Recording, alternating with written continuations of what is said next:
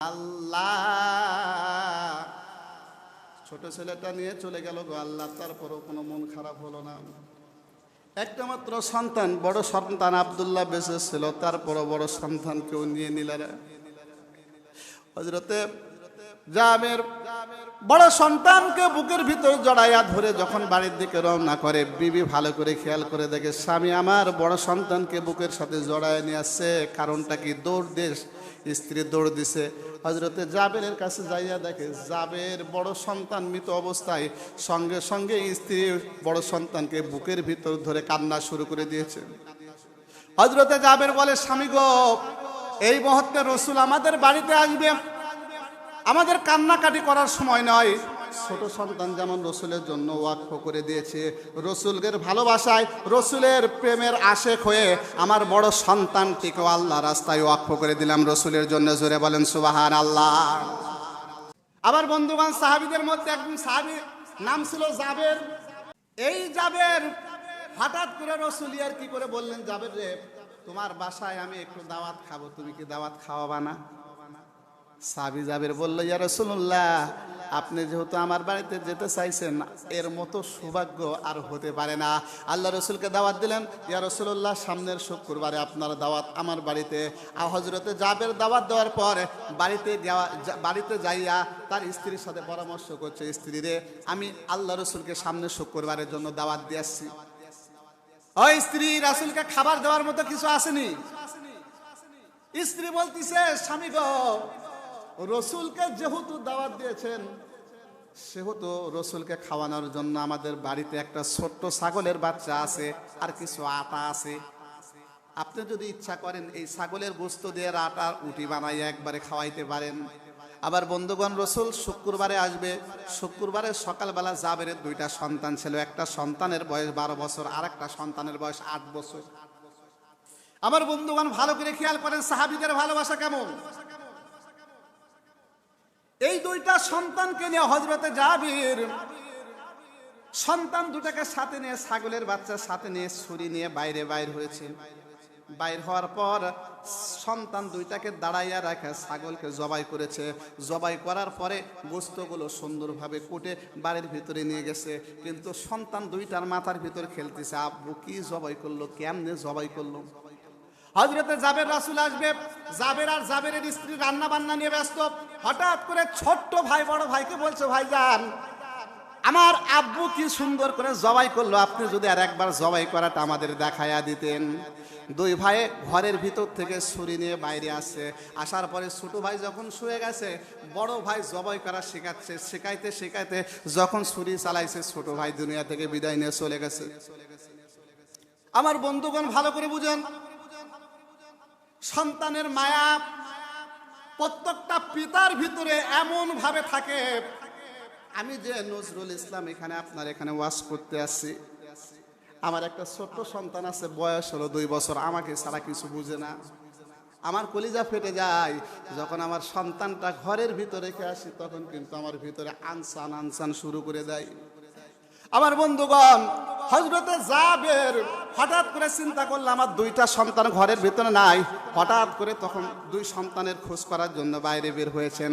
বের হওয়ার পরে যখন সন্তানের খোঁজ করতে করতে যেখানে ছাগল জবাই করেছিল, ওই জায়গায় খেয়াল করে দেখে ছোট্ট সন্তানটা জবাই অবস্থায় পড়ে আছে। হযরতে জাবের সন্তানকে বুকের সাথে জড়ায় ধরে আল্লাহকে ডাক দিচ্ছে, আল্লাহ, আমার সন্তানটা দুনিয়ায় নাই। আল্লাহ গো, কিভাবে মারা গেল জানি না। সন্তানকে বুকের ভিতরে জড়াইয়া ধরে হযরতে জাবের এবার বাড়ির দিকে রওনা করেছেন।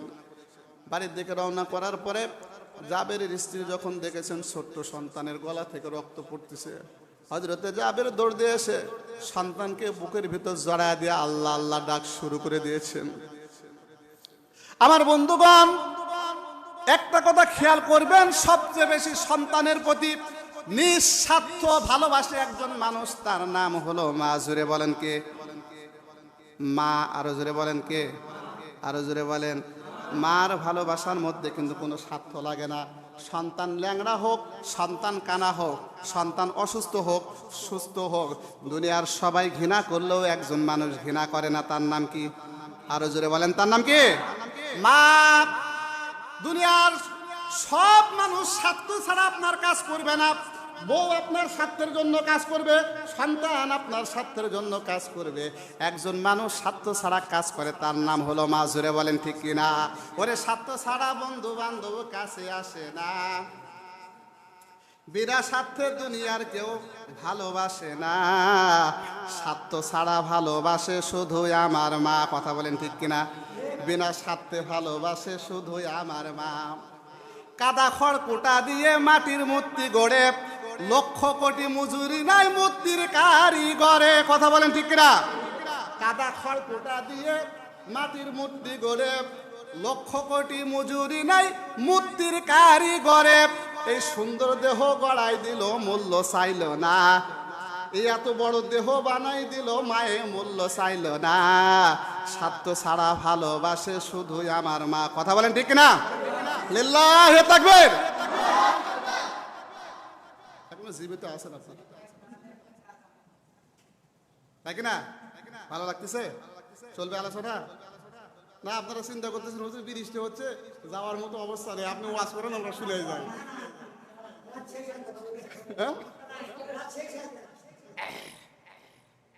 একজন মানুষ শুধুমাত্র স্বার্থ ছাড়া ভালোবাসবে, শুধু মা। আমার বন্ধুগণ ভালো করে বোঝেন, আমি নজরুল ইসলাম নুরানি, আমি প্র্যাকটিক্যাল আমি এই বিষয়টা জানি। অনেক জায়গায় ওয়াজ করার জন্য আমি যাই, আস্তে আস্তে রাত 1টা বেজে যায়, 2টা বেজে যায়। আমি যখন ওয়াজের জন্য যাই, আমার মার কাছে যে মাকে বলি, মা গো আমি অনেক দূরে ওয়াজ করতে যাব।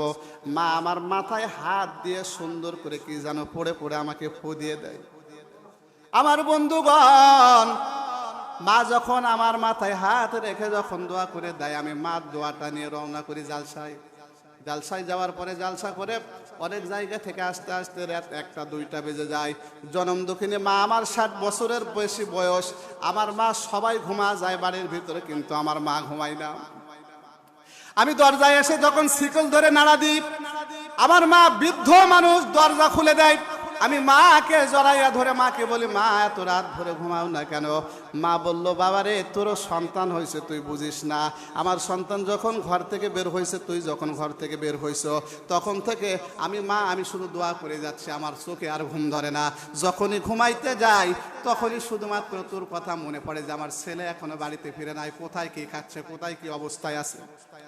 আমি মাকে বললাম, মা পৃথিবীর মধ্যে যদি একদম নিঃস্বার্থভাবে ভালোবাসে, তাহলে মা ছাড়া কেউ ভালোবাসতে পারে না। কথা বলেন ঠিক কিনা? আমার বন্ধুগণ, ওই রাত 2টার সময় আমি ঘরের দরজায় যে আমি বারবার নাড়া দিচ্ছি, কিন্তু দরজা আমার খুলে না। অনেকক্ষণ নাড়া দিতে দিতে, দরজা ধরে ধাক্কা দিতে দিতে অনেকক্ষণ পর যখন বউ চোখ ডলতে ডলতে এসে দরজা খুললো, খোলার পরে আমার বউ সর্বপ্রথম জিজ্ঞাসা করতেছে, স্বামী গো, মাহফিলে গেলে কয় টাকা দিছে, একটু টাকাটা দেখাও। মা কিন্তু খোঁজ নিল সন্তানের, বাবারে সারাদিন কি অবস্থায় আসো, কোথায় আসো, কি অবস্থায় আসো। মা আমার মার মন মানে না, কিন্তু স্বামী সর্বপ্রথম স্ত্রী খোঁজ নিচ্ছে, তোমাকে আজকে মাহফিলের কয় টাকা দিছে। আমি স্ত্রীর সাথে কথা বলতে বলতে চোখ দিয়ে কান্না করা শুরু করে দিলাম। আহারে আমার মা, মার খোঁজ খবর নেওয়াটা কি আর স্ত্রীর খোঁজ খবর নেওয়াটা কি। হঠাৎ করে দুইজনে কথোপকথন করতে করতে সন্তান আমার ঘুম থেকে জাগ্রত হয়েছে। আব্বু বলে দৌড় দিয়ে এসে পকেটের মধ্যে হাত দেওয়া শুরু করেছে, আব্বু আমার নামে কিছু আনছনি। বোঝা গেল স্ত্রীও স্বার্থের জন্য কাজ করে, সন্তানও স্বার্থের জন্য কাজ করে, শুধুমাত্র মা স্বার্থের জন্য বিনা স্বার্থে কাজ করে। কথা বলেন ঠিক কিনা? আমার বন্ধুগণ, হযরতে জাবেরের স্ত্রী সন্তানকে বুকের ভিতর জড়ায় ধরছে, ধরে কান্নাকাটি শুরু করে দিয়েছেন। হযরতে জাবের বলে, স্ত্রী রে, বিবি রে, আজকে আমাদের রসুল আমাদের বাড়িতে মেহমান হিসাবে আসবে, আর আমরা যদি কান্নাকাটি করি তাহলে আমাদের রসুল মন খারাপ করবে, আল্লাহ আমাদের উপর নারাজ হতে পারে। ও বিবি, আজকের জন্য আমাদের সন্তান আমাদের রসুলের জন্য, এই মুহূর্ত থেকে আমাদের সন্তানকে রসুলের জন্য ওয়াকফ করে দিলাম। জুড়ে বলেন সুবহানাল্লাহ। সন্তানকে ঘরের ভিতর রেখে এবার বড় সন্তানের খোঁজের জন্য বাইর হয়েছে। হযরতে জাবের বড় সন্তানকে খুঁজতে খুঁজতে যখন বের হয়েছে, বের হওয়ার পরে বড় সন্তান চিন্তা করলো, আহারে ছোট ভাইকে আমি জবাই করে ফেলেছি, এই অবস্থায় যদি আব্বা আমাকে ধরতে পারে তাহলে আমাকে মেরে ফেলে দেবে। এই জন্য বাপের কাছ থেকে ছাড় পাওয়ার জন্য বড় ছেলেটা বিশাল বড় একটা বট গাছের উপর উঠে বসে আছে। হযরতে জাবের ডাক দিয়েছেন আব্দুল্লাহ। বড় ছেলের কানের মধ্যে যখন আব্দুল্লাহ ডাক আসছে, বড় ছেলে চিন্তা করলো, এই বুঝি বাপ আমার কাছে চলে আসলো। ভয়ের ডরে, ভয়ের কারণে গাছের ডাল থেকে আব্দুল্লাহ ঝাঁপ দিয়েছেন নিচে। ঝাঁপ দেওয়ার সঙ্গে সঙ্গে হযরতে জাবেরের বড় ছেলেটাও দুনিয়া থেকে বিদায় নিয়ে চলে গেছে। আহারে বাপের কলিজা, বাবার কলিজা। দেখেন না, হযরতে জাবের দৌড় দিয়ে আসছেন, আসার পরে আব্দুল্লাহকে বুকের সাথে জড়ায়া ধরছে, ধরে আল্লাহর কাছে ডাক দিচ্ছে, আল্লাহ। ছোট ছেলেটা নিয়ে চলে গেল গো আল্লাহ, তারপরও কোনো মন খারাপ হলো না। একটা মাত্র সন্তান, বড় সন্তান আব্দুল্লাহ বেঁচে ছিল, তারপরও বড় সন্তানকেও নিয়ে নিলেন। হযরতে জাবের বড় সন্তানকে বুকের ভিতর জড়াইয়া ধরে যখন বাড়ির দিকে রওনা করে, বিবি ভালো করে খেয়াল করে দেখে স্বামী আমার বড় সন্তানকে বুকের সাথে জড়ায় নিয়ে আসছে। কারণটা কি? দৌড় দিয়ে স্ত্রী দৌড় দিছে। হযরতে জাবেরের কাছে যাইয়া দেখে জাবের বড় সন্তান মৃত অবস্থায়, সঙ্গে সঙ্গে স্ত্রী বড় সন্তানকে বুকের ভিতর ধরে কান্না শুরু করে দিয়েছে। হযরতে জাবের বলে, স্বামী গো, এই মুহূর্তে রাসূল আমাদের বাড়িতে আসবে, আমাদের কান্নাকাটি করার সময় নয়। ছোট সন্তান যেমন রসুলের জন্য ওয়াকফ করে দিয়েছে, রসুলের ভালোবাসায়, রসুলের প্রেমের আশেক হয়ে আমার বড় সন্তানটিকেও আল্লাহ রাস্তায় ওয়াকফ করে দিলাম রসুলের জন্য। জোরে বলেন সুবহানাল্লাহ। দুই সন্তানকে হযরতে জাবেরের পাশের একটা রুম ছিল, রুমের ভিতরে দুই সন্তানকে শোয়া দিছে। শোয়া দেওয়ার পরে কাপড় দিয়ে ভালো করে ঢেকে দেওয়ার পরে আল্লাহ রসুল যখন হযরতে জাবেরের বাড়িতে আসছে, আল্লাহ রসুল যখন জাবেরের বাড়িতে আসছে, জাবের আল্লাহ রসুলকে ডেকে এনে ঘরের ভিতর খাবার খাইতে দিবে। খাওয়ার জন্য যখন রসুল্লাহ বসে গেছেন, আল্লাহ রসুল যখন বসে গেছেন, যাওয়ার পরে হঠাৎ করে জিবরিল আমিন আল্লাহ রসুলের কানে কানে এসে বলতেছে, ইয়া রাসূলুল্লাহ, ইয়া হাবিবাল্লাহ, আপনি খাবেন খাবেন সমস্যা নাই, কিন্তু জাবেরের দুই সন্তান ছাড়া যেন আপনি খানা খাইতে পারেন। রসুল চিন্তা করলো, আরে খাবার খাবো, মেহমানদারি করবে, কিন্তু জাবেরের দুই সন্তান ছাড়া খাবো না, এটা কেমন কথা? আল্লাহ রসুল যখন খাবার বসেছেন, হযরতে জাবের যখন খাবার দিবে, আল্লাহ রসুল খাবার খাইতে বসছেন। বসার পরে এবার জাবেরকে ডাক দিয়ে বলছে, জাবের রে, তোমার দুইটা সন্তান ছিল, সন্তান দুইটাকে ডাক দাও, তোমার দুই সন্তান ছাড়া আমি খাবো না। সুবহানাল্লাহ বলবে না? আবার বন্ধুগণ, হযরতে জাবের বললেন, ইয়া রাসূলুল্লাহ, আপনি খাবার খান, আমার দুইটা সন্তান অন্য ঘরে ঘুমায় আছে। ইয়া রাসূলুল্লাহ, ইয়া হাবিবাল্লাহ, আমি যদি আমার দুইটা সন্তানকে ডাক না দিই আপনি কি খাবেন না? আল্লাহ রাসূল বললেন, না রে জাবের, না। এই মুহূর্তে জিবরিল আমিন আমার কানে কানে এসে বলে গেল, তোমার দুই সন্তান ছাড়া তোমার বাড়িতে আমি একটা দানাও খাইতে পারবো না। আল্লাহ রসুলের সামনে জাবের চিন্তিত হয়ে গেলেন।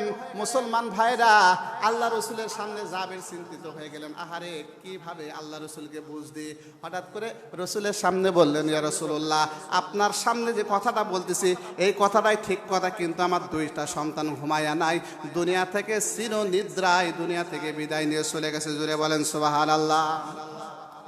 আল্লাহ রসুল বললেন, রে জাবের, তুমি একটা কাজ করো, তোমার দুইটা সন্তানের কাছে যাও, যে আমি রাসূলের সালামটা জানাও।